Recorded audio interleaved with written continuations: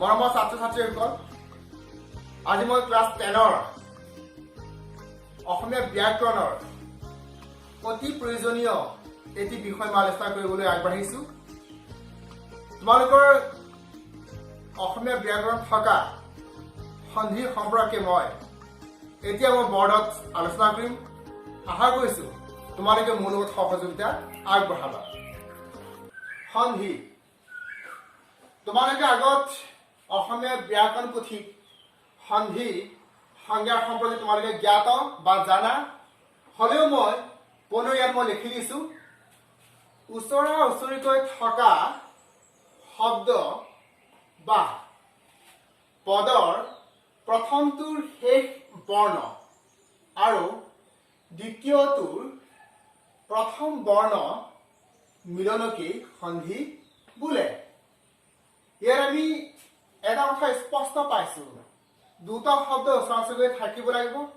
এই দুটা শব্দৰ প্ৰথম শব্দটোৰ শেষ বৰ্ণ আৰু দ্বিতীয় শব্দটোৰ প্ৰথম বৰ্ণ লগ লাগি এটা নতুন শব্দ এটা সৃষ্টি হয়।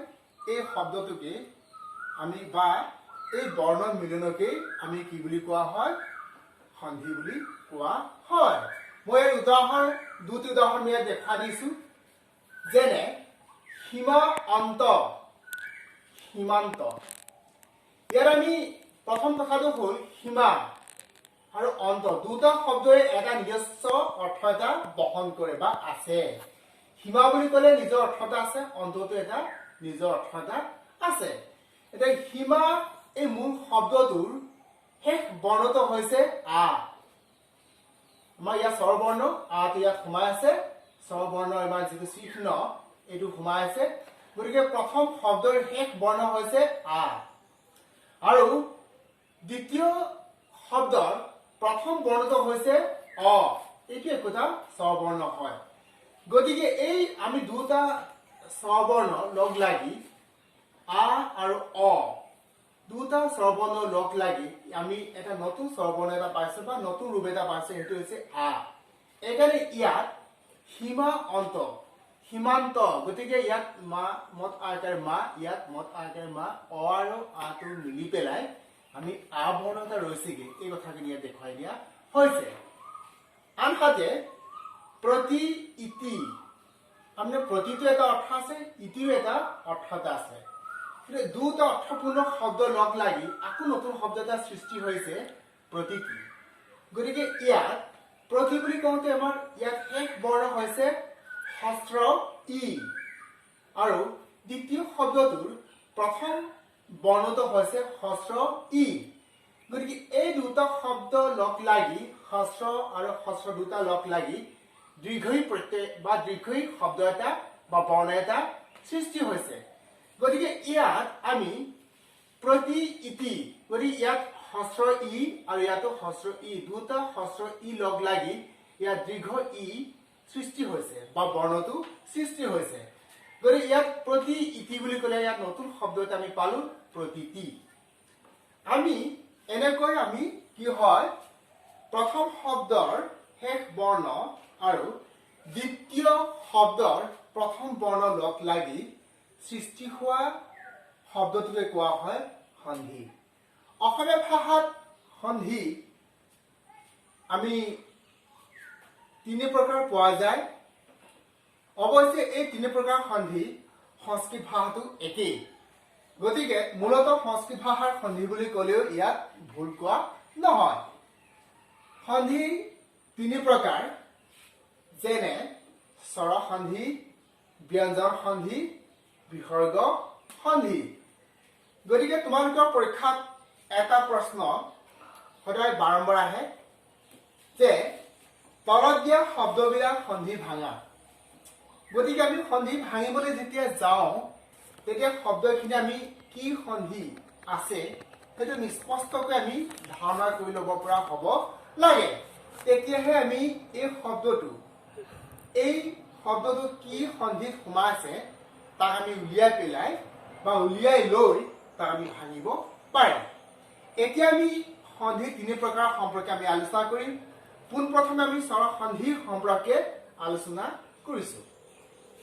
স্বৰসন্ধি কোনো পদৰ শেষৰ স্বৰবৰ্ণ আৰু দ্বিতীয় শব্দৰ প্ৰথম স্বৰবৰ্ণ মিলনকে স্বৰসন্ধি বোলে গতিকে ইয়াৰ আমি পালো স্বৰসন্ধিত পালো কেৱল স্বৰবৰ্ণৰ মিলন বা স্বৰবৰ্ণ লগ লাগি হোৱা আমি শব্দটোৰ কথা কৈছে গতিকে ইয়াৰ আমি প্ৰথম শব্দৰ যিটো শেষ স্বৰবৰ্ণ আৰু দ্বিতীয় শব্দৰ আমি প্ৰথম স্বৰবৰ্ণ লগ লাগি এই শব্দখিনি বা এই শব্দ সৃষ্টি হয় ইয়াৰ আমি কেইটা উদাহৰণ দিছো স্বৰবৰ্ণৰ কেইটা উদাহৰণ দিছো অ আৰু অ লগ লাগিলে কি হয় আ সৃষ্টি হয় গতিকে ইয়াৰ উদাহৰণ দিছো দেৱ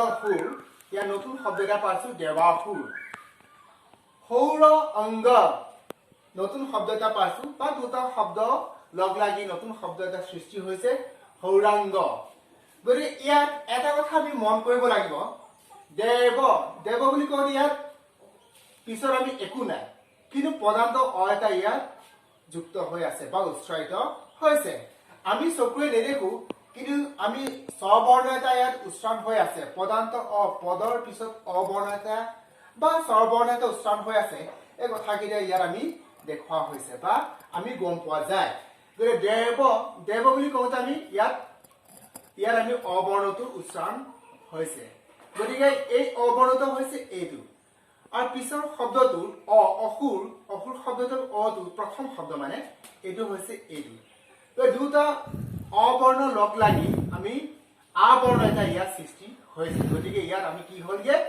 শব্দটো হলগে দেৱাসুৰ তেনেধৰণে সৌৰ আমি এই শব্দটো ইয়াত পদান্ত অ এটা ইয়াতো যোগ হৈ বা সংযোগ হৈ আছে গতিকে সৌৰ বুলি কওঁতে ৰৰ পিছত এটা স্বৰবৰ্ণ সংযোগ হৈ আছে গতিকে সৌৰ অংগত আমি প্ৰথম বৰ্ণটো হৈছে স্বৰবৰ্ণ গতিকে ইয়াত প্ৰথম শব্দৰ শেষ বৰ্ণটো স্বৰবৰ্ণ অ আৰু দ্বিতীয় শব্দৰ প্ৰথম বৰ্ণটো হৈছে অ দুটা অ লগ লাগি আমি আ এটা সৃষ্টি হৈছে ইয়াত আ স্বৰচিহ্ন ব্যৱহাৰ কৰা হৈছে গতিকে মূল শব্দটো হলগে সৌৰাংগ আৰু আমি উদাহৰণ দিব পাৰো অ আৰু আ দুটা বৰ্ণ লগ লাগি আ বৰ্ণহে হয়গে যেনে দীপ আৱলী আমি শব্দটো পালো দীপাৱলী গতিকে ইয়াত দীপ বুলি আমি নকওঁ উচ্চাৰণটো তেনেকে নকৰো মূল সংস্কৃত ভাষাত ইয়াৰ উচ্চাৰণটো হ'ব দীপ গতিকে আমি দীপ বুলি ক'লে আচলতে ইয়াত স্বৰবৰ্ণ উচ্চাৰণ নহয়গে বা নাথাকেগে পদান্ত অৰু আমি পোৱা নাযায় গতিকে ইয়াৰ উচ্চাৰণটো আমি কৰিব লাগিব দীপ বুলি কোৱাৰ লগে লগে আমি পদান্ত অ বা স্বৰবৰ্ণ এটা আমি পোৱা যায় বা উচ্চাৰিত হয় গতিকে আমি ইয়াত প্ৰথম শব্দটোৰ শেষ বৰ্ণৰ যিটো উচ্চাৰণ স্বৰবৰ্ণ আৰু দ্বিতীয় শব্দৰ আমি প্ৰথম বৰ্ণৰটো আমি ইয়াত স্বৰয়াটো ইয়াত আছে গতিকে দুটা শব্দ দীপ আৰু আৱলী শব্দ দুটা শব্দ লগ লাগি বা দুটা আমি শব্দ লগ লাগি নতুন শব্দ সৃষ্টি হৈছে এইটো হৈছে দীপাৱলী আৰু হিম আৰু আলয় আমি হিম বুলি নকওঁ হিম বুলি ক'লে ইয়াত আমি পদাৰ্থ অটো পোৱা নাযায় গতিকে হিম আলয় হিমালয় ৰত্ন বুলি ক'লে আমি পদান্ত অ বা স্বৰবৰ্ণ ইয়াত সোমাই আছে গতিকে আকৰ ৰত্নাকৰ তেনেধৰণে আমি আ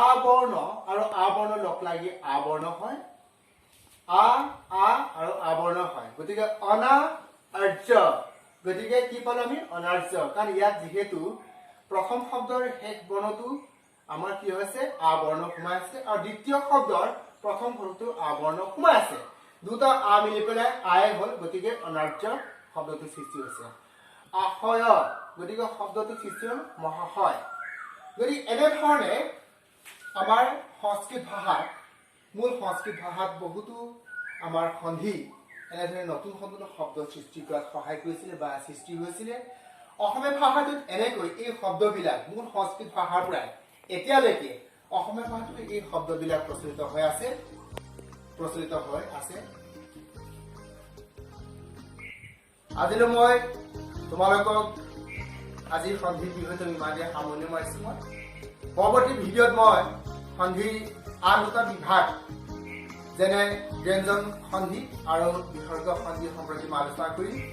ইমান সময় তোমালোকে মোৰ ভিডিঅ' চাই থকাৰ কাৰণে তোমালোকলৈ মই ধন্যবাদ জ্ঞাপন কৰিছো।